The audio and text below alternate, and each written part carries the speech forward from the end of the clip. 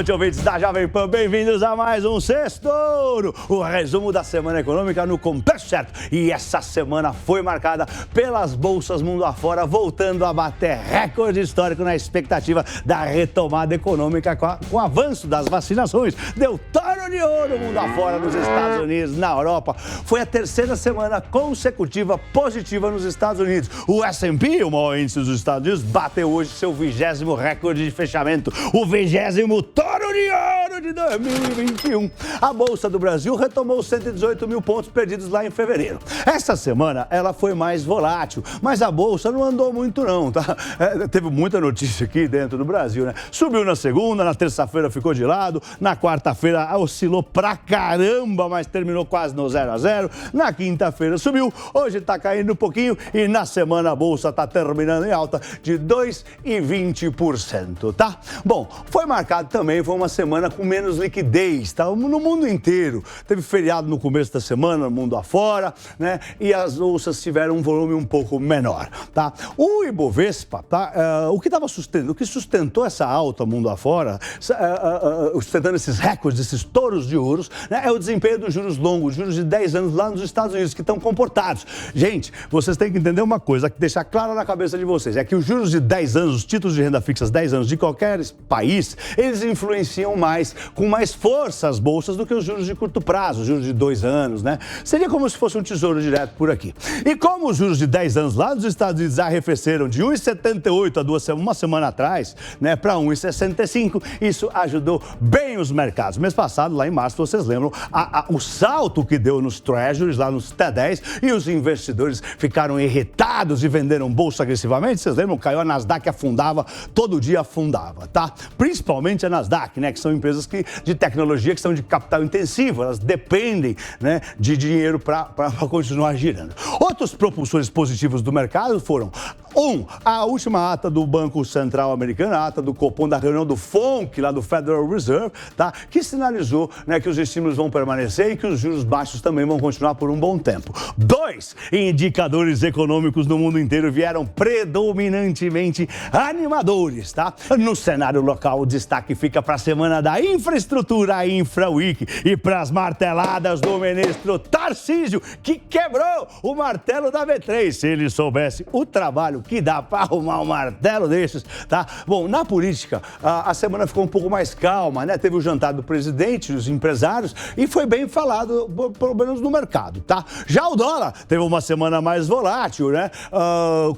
Teve bastante assunto político, mas também oscilou e tá terminando a semana com 0,5% de queda, tá? Você teve a fala do Jerome Powell, o presidente do Banco Central americano, a fala do Roberto Campos Neto, né, o presidente do Banco Central brasileiro, a fala do Fábio Kanzuk, diretor do Banco Central aqui no Brasil, e, obviamente, a investigação pelo Senado, né, pedido pelo STF, de possíveis erros do governo na pandemia, no comando da pandemia, pedida hoje pelo STF, né, trouxe volatilidade para o real, né, para o dólar real, e o real teve hoje um dos piores desempenhos entre todas as moedas emergentes do mundo, mas na semana não foi um dos piores desempenhos, não. Quer ver? Vamos botar o gráfico da semana do dólar aqui, e o dólar até que tá tranquilo nessa semana, né, num geral, tá? Ou seja, ele oscilou bastante bem como a bolsa e acabou, né, 0,5% de queda só. Bom, vamos lá para os principais pontos que eu separei para esse nosso Sextouro de hoje.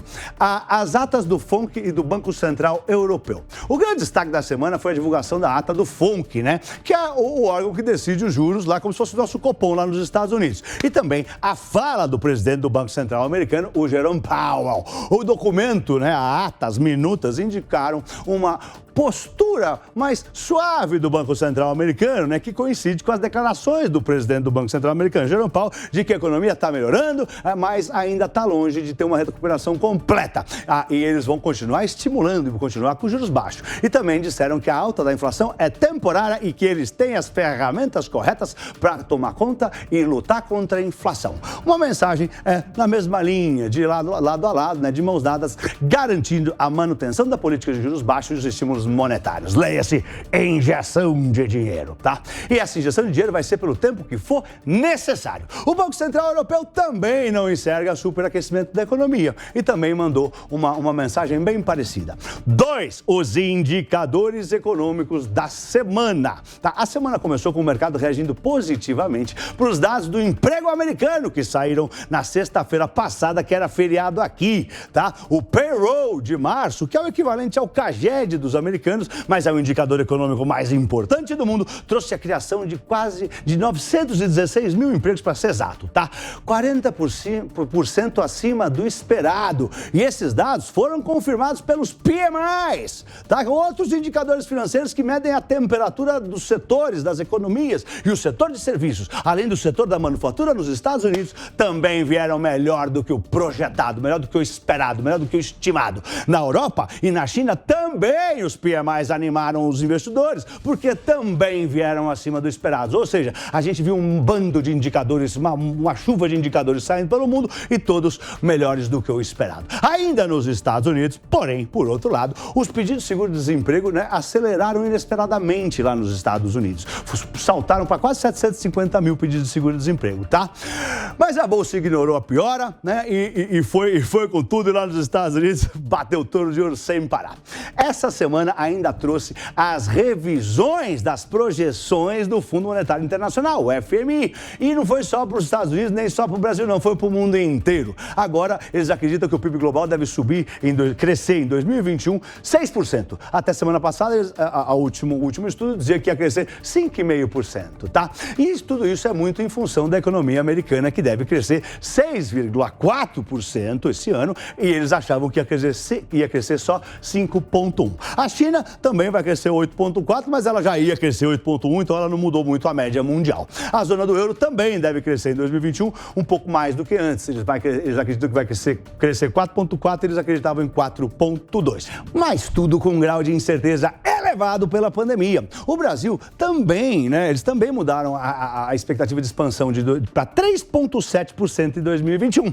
Antes era 3,6%, mas o FMI faz questão de errar forte pro Brasil, tá, gente? Sempre. Bom, e o desemprego, né, de 14,5% aqui é o que eles estão achando. Bom, aqui a inflação também veio bastante abaixo do esperado hoje. Tanto o IGPM quanto o IPCA trouxeram boas notícias pro Brasil nessa sexta-feira de sextouro. A inflação perdeu força. Vai, tourinho, graças a Deus. Bom, aliás, se você quiser entender mais profundamente como funcionam os indicadores que pressionam os mercados, as bolsas, as taxas de juros, você pode fazer o curso Touro de Ouro na newcursos.com.br, uma empresa do grupo Jovem Pan. Acesse newcursos.com.br, niucursos.com.br, tudo junto, e use o super desconto do Sextouro. É um voucher, né? Você escreve lá Sextouro e você pode comprar esse curso em 12 vezes de R$ 59,00. Super acessível. Vamos lá para o terceiro ponto importante que eu separei para o nosso Sextouro,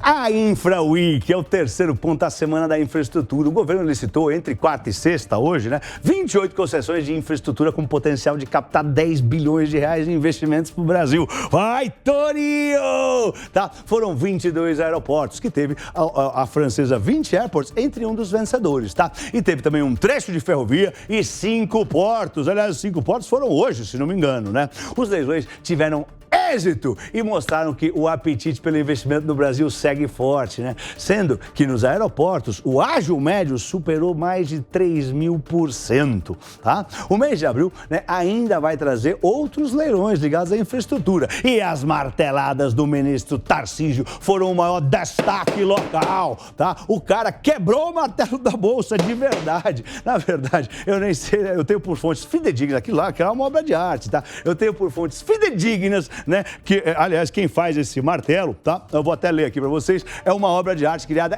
chama Martelos, tá? É uma obra de arte criada especialmente para a cerimônia de inauguração do novo pregão da B3, que era Bovespa, em 1992, pelo escultor Osni Branco, tá? Que foi uma personalidade muito importante lá na Bolsa. E ele ligou reclamando, não sei se foi ele, mas o cara que hoje faz, eu acho que ele ligou na Bolsa e disse, fala para esse senhor aí que tá martelando que esse esse martelo é uma obra de arte. Eu juro por Deus que isso aconteceu, tá? De qualquer maneira, eu fico com a impressão que essas marteladas fortes do ministro Tarcísio parecem um grito de alguém que tá fazendo muita coisa e não tá sendo notado. Então fica aqui os meus parabéns, ministro Tarcísio, porque você é uma inspiração para nós trabalhadores. Vai, Tarcisinho! Vamos pro quarto ponto importante desse setor, que é o cenário político. A semana trouxe volatilidade aos mercados, com bastante ruído político sendo exacerbado hoje, com o STF ordenando que o Senado comece uma investigação sobre as ações do governo durante a pandemia do coronavírus. E isso, obviamente, estressou o dólar,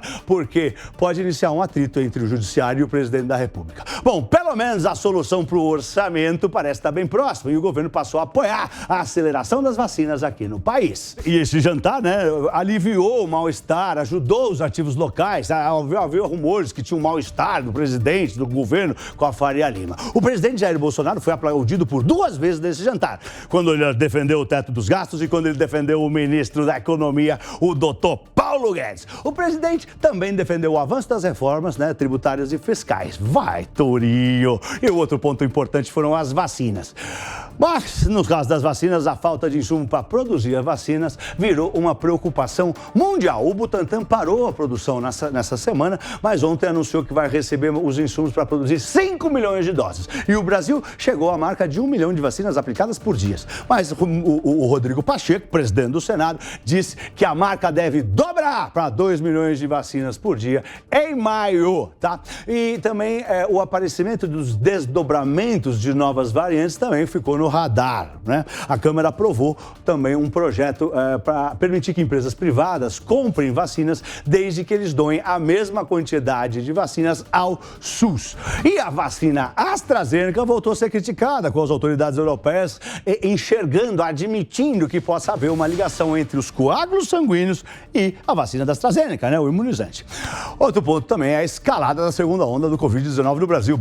A gente bateu recorde de novo de morte, gente. É uma tristeza, nós estamos todos de luto. E também, na província mais populosa do Canadá, também espalhou muito coronavírus e pesou sobre o petróleo. O petróleo andou caindo de preço um pouco, tá? Bom, para a semana que vem, a gente vai ter algumas coisas importantes. Vai ter a fala do presidente Jerome Powell aqui com o Estopa, Você vai ter uma chuva de falas dos dirigentes do Fed, tá?